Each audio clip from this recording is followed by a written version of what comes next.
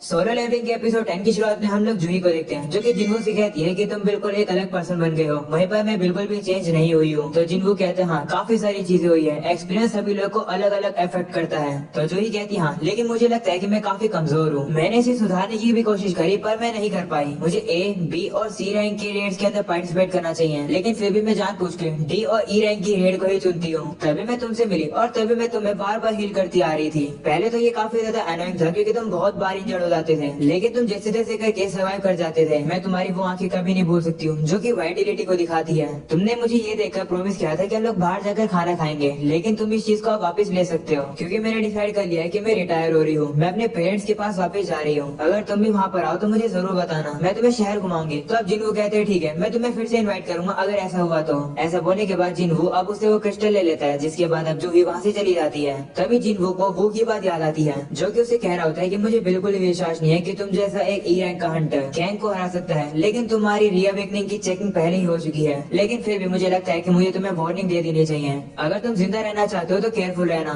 क्योंकि जो वो वाला इंसिडेंट हुआ था जहाँ पर वांग दोंगसुक की पूरी टीम खत्म हो गई थी, लेकिन उसमें सिर्फ तुम और एक डी रैंक का हंटर सहायक किया था। ये जानकर शायद से हुआंग दोंगसुक का छोटा भाई हुआंग दोंगसु तुम दोनों को टारगेट करेगा। ये सुनकर जिन्हों कहते हैं क्या हुआंग दोंगसुक जो कि एस रैंक हंटर है वो मेरे पीछे पड़ा है? तो वो कहते हैं हाँ, इससे फर्क नहीं पड़ता कि डंजन के अंदर क्या हुआ था, उसे बस अपने भाई की चिंता है। वहीं पर तुम सर्वाइव कर गए थे। लो एस रैंक के हंटर के सामने पावरलेस है। एस रैंक मिरेकल और कैलामिटी ले आते हैं। दूसरे शब्दों में कहूँ तो एक मॉन्स्टर जिससे दूसरे मॉन्स्टर भी डरते हैं वो तुम्हारे पीछे पड़ा है। अगर पॉसिबल हो तो मैं रेकमेंड करूंगा कि तुम अपनी फैमिली को लेकर इस कंट्री को छोड़ दो। सीन अब वापिस से प्रेजेंट आता है जहाँ पर अब जिन्हो कहता है कि मुझे एक और रीजन मिल गया है ताकतवर बनने का। अगर मैं ताकतवर नहीं बनूंगा तो मैं सर्वाइव नहीं कर पाऊंगा। अगले सीन में जिन्हो यो के पास आता है और उसे कहते हैं कि ये क्या है। तो यो उसे कहते हैं कि हमारी स्ट्राइक टीम है, मैंने उन लोगों को चुना है जो कि हंटर्स हैं, पर किसी रीजन के कारण वो लोग काम नहीं कर सकते हैं या फिर इन्हें कोई काम नहीं देता है। ये सुनकर जिन्हो कहता है कि इस टीम के अंदर तो इंजर्ड लोग भी हैं और नशेड़ी लोग भी हैं। तो यो कहते हैं कि इससे क्या ही फर्क पड़ता है, हमें तो बस नंबर बढ़ाने अपनी टीम के। कि रेड में जाने के लिए हम लोग की टीम में 8 लोग होने चाहिए। जिनको सामने देखता है और कहते हैं कि हाँ तो एक बच्ची भी है। तो यो कहते हैं कि जब तक वो लोग अवेकंड है तो बच्चों को रिक्रूट करने में कोई भी लीगल इशू नहीं है। तभी हमें पता चलता है कि वो लड़की तो हान होती है। वो जिन्हो से कहती है कि मैं बच्ची नहीं हूँ, मैं एक क्वालिफाइड हंटर हूँ। वो सुनकर जिन्हो कहते हैं लेकिन तुम हाई स्कूल के अंदर हो, क्या तुम्हारे पास कोई रेड का एक्सपीरियंस है? तो अब हान कहती है नहीं। तब जिन्हो कहते हैं कि तुम्हारी रैंक भी ई है। ये सुनकर वो कहती है तो फिर क्या हुआ? इस पर जिन्हो कहते हैं चलो इससे कोई फर्क नहीं पड़ता, तुम सभी लोग को वैसे भी यहीं पर वेट करना है क्योंकि डंजन के अंदर सिर्फ मैं और यो ही जाएंगे। तब एक बंदा कहते हैं कि क्या सीरियसली डंजन के अंदर सिर्फ तुम ही दोनों जाओगे और बस यहाँ बाहर वेट करने के लिए हम लोग को तुम 3 मिलियन पैसे दोगे? तो यो कहते हैं हाँ, पर रेट 3 मिलियन पैसे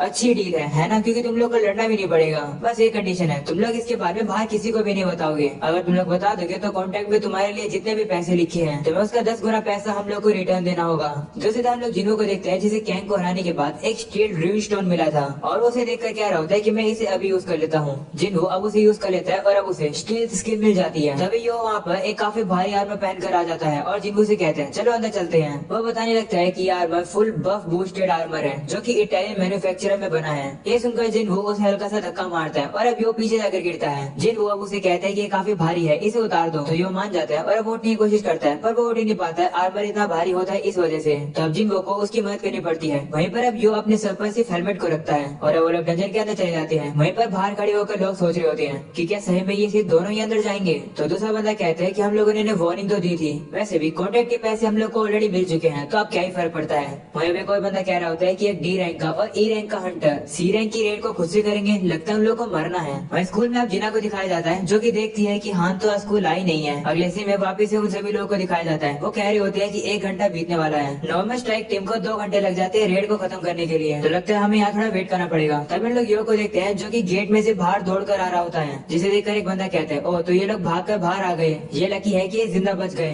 तभी दूसरा बंदा कहते हैं नहीं ये लोग भागे नहीं है, देखो गेट तो बंद हो रहा है, इसका मतलब इन लोगों ने बॉस को हरा दिया है, ये कैसे हो सकता है? जिनको कहते हैं कि अगला गेट कहाँ पर है? तो यो बताता है यहाँ से 1 घंटा दूर। तो जिनको कहते हैं ठीक है फिर वहीं पर चलो। वहीं पर सभी लोग काफी ज्यादा हैरान होते हैं। तभी यो उन लोगों से कहते हैं कि हम लोग दूसरी लोकेशन पर जा रहे हैं, आज हम लोग को 3 जगह पर जाना है, इसका मतलब तुम लोग को एक दिन में 9 मिलियन पैसे मिलेंगे, तो क्या तुम लोग आ रहे हो? वहीं पर सभी लोग काफी ज्यादा हैरान होते हैं और कहते हैं कि आखिर ये दोनों कौन है। अगले सीन में जिनको को दिखाया जाता है जो कि डंजन के अंदर आकर गॉब्लिन्स को एक ही हाथों से मार रहा होता है। वहीं पर यो क्रिस्टल्स माइनिंग कर रहा होता है। इसी तरीके से हम लोग अगला दिन देखते हैं जहाँ पर जिनको आज भी काफी सारे मॉन्स्टर्स को मार रहा होता है और कंटिन्यूसली उसका लेवल बहुत ही ज्यादा होने लगता है। जिनको अब स्टील स्किल का यूज करके मॉन्स्टर्स को काफी आराम से मार देता है, जिससे कईयों हैरान होता है और मन में कहता है है कि क्या जिन्हो अपनी ये स्किल को छुपा रहा था, वो सही में काफी स्ट्रॉन्ग होते जा रहे हैं। वहीं जिन्हो कह रहा होता है कि स्टील स्किल पाने में इतना मजा तो नहीं था, लेकिन ये यूजफुल है, लड़ते समय मुझे कोई नहीं देख पाता है, ये काफी इफेक्टिव है, मेरी डैश स्किल भी लेवलअप हो गई है। तभी जिन्हो को और नई स्किल्स मिलती है, जिसका यूज करके वो मॉन्स्टर्स को पूरी तरीके से फाड़ देता है। जिसके बाद अब यो सामान इकट्ठा कर रहा होता है और जिन्हो थोड़ा सा रेस्ट कर रहा होता है। जिन्हो कह रहा होता है कि मुझे काफी सारी नई स्किल्स मिल गई है, लेकिन मेरे पास ज्यादा माना नहीं है, तो मैं उन स्किल्स को ज्यादा समय के लिए यूज नहीं कर सकता हूँ। मुझे अपनी इंटेलेक्ट एबिलिटी पर काम करना होगा।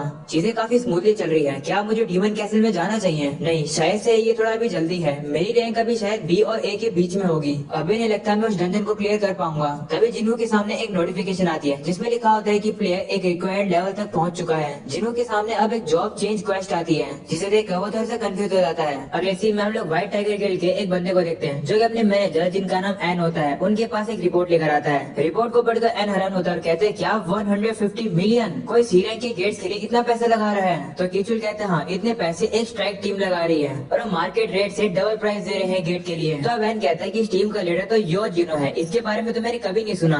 तो किचुल बताता है कि वो लड़का योजिन कंस्ट्रक्शन के प्रेसिडेंट का छोटा बेटा है। ये सुनकर एन हैरान हो जाता है और कहता है कि लगता है कोई अमीर बेटा खेलने के लिए ये सब कर रहा है। तभी वो देखता है कि लिस्ट के अंदर जिन्हो का भी नाम लिखा होता है, जो कि एक ई रैंक का हंटर है। किचुल बताता है कि इस टीम के अंदर जितने भी लोग हैं वो सभी कमजोर हैं। तभी एन को याद आता है और वो कहता है कि मैंने जिन्हो का नाम डबल डंजन वाले इंसिडेंट से सुना है। जिन्हो उसी इंसिडेंट से कनेक्ट है, लगता है कुछ ना कुछ तो है। अगले सीन में हम लोग यो और जिन्हो को देखते हैं, जो कि टाइम से पहले ही गेट को क्लियर करके आ जाते हैं। जिन्हो वहाँ से जा रहा होता है, तभी हानु से देख रही होती है। उसे देखकर जिन्हो कहता है क्या हुआ? जिस पर वो शर्मा के कहती है कुछ नहीं। अगले सीन में किचुल एन से हैरान होकर कहता है क्या आपको लगता है कि जिन्हो रीअवेकन हुआ है? पर आपको ऐसा क्यों लगता है? तो अब एन कहता है कि जिन्हो 3 इंसिडेंट में इन्वॉल्व हुआ था और हर बार सर्वाइव कर गया। पहला इंसिडेंट था डबल डंजन, दूसरा इंसिडेंट था हांग दोंगसू की स्ट्राइक टीम जो खत्म हो गई थी वो वाला इंसिडेंट, और तीसरा कैंग वाला इंसिडेंट। हर बार काफी सारे लोग मरते हैं, लेकिन कुछ लोग बच जाते हैं, उनमें से जिन्हो भी होता है। तो शायद से उसकी रीअवेकनिंग हुई है। तो किचुल कहते हैं ठीक है, वैसे हम लोग जा कहाँ पर रहे हैं? तो एन कहते हैं जिन्हो को अपनी टीम में लेने के लिए।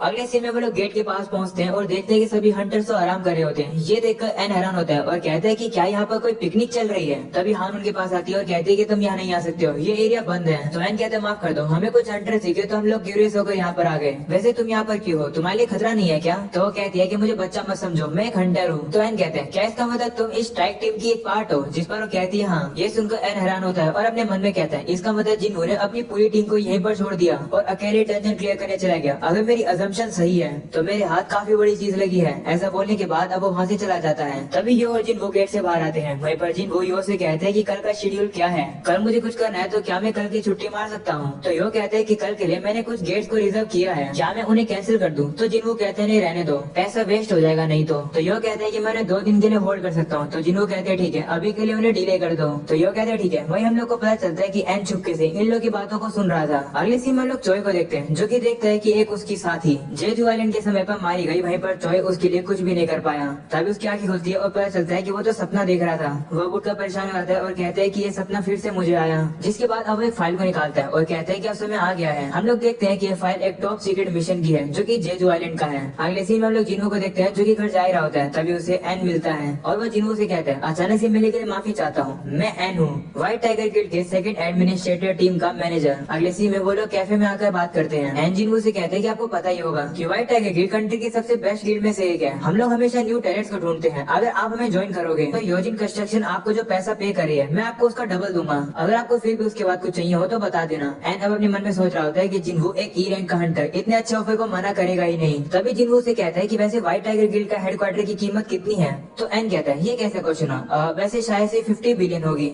ये सुनकर जिन्हो कहता है इसका मतलब तुम अपना हेडक्वार्टर मुझे दे रहे हो? ये सुनकर एन कहता है मुझे कुछ समझ नहीं आया। तो जिन्हो अब उसे सारी बात बताता है, जिसे सुनकर एन हैरान होता है और कहता है क्या योजिन कंस्ट्रक्शन आपको 30 बिलियन दे रही है? तो जिन्हो कहते हैं हाँ, उन लोगों ने मुझे योजिन कंस्ट्रक्शन की बिल्डिंग की इतने मार्केट वैल्यू ऑफर करी है, तो अगर तुम इसके डबल देने वाले हो तो तुम्हें मुझे 50 बिलियन देने होंगे। अगर तुम्हें विश्वास नहीं होता तो तुम डॉक्यूमेंट देख लो। तो एन थोड़ा सा परेशान हो जाता है और उसे कहते हैं कि इस ऑफर के बारे में डिसीजन मैं खुद से नहीं ले सकता हूँ, मुझे अपने सुपीरियर से बात करनी होगी। ये सुनकर जिन्हो कहता है ठीक है, फिर हमारी डील यही खत्म होती है। जिन्हो अब वहाँ से जा रहा होता है। वहीं पर एन कहता है मैं काफी ज्यादा डेस्परेट हो गया था, मुझे पहले पता कर लेना चाहिए था कि जिन्हो की योजिन कंस्ट्रक्शन के साथ क्या डील है। तब जिन्हो से कहता है कि वैसे तुम्हें मेरे बारे में किसने बताया, तुम उस पर निगरानी रख रहे हो क्या? ये सुनकर एन घबरा जाता है और पीछे मुड़ता है और देखता है कि जिन्हो तो वहाँ पर होता ही नहीं है। तभी उसके गाल पर जिन्हो एक कट मार देता है, जिसे देखकर एन हैरान होता है और कहते हैं कि तो स्टील स्किल है। अब मुझे समझ आया कि योजिन कंस्ट्रक्शन जिन्हो को इतने ज्यादा पैसे क्यों दे रही है। वो अब जिन्हों से कहते हैं माफ कर दो, तुम पर निगरानी रखने के लिए बिना बताए, पर मैं तुम्हें कोई भी हार्म नहीं पहुंचाना चाहता हूँ। तो जिनको कहता है सच सच बताओ। तो अब एन कहता है कि मार्केट से सारे डंजन खरीद लिए गए थे, इससे हम लोग न्यू हंटर्स की ट्रेनिंग नहीं करवा पा रहे थे,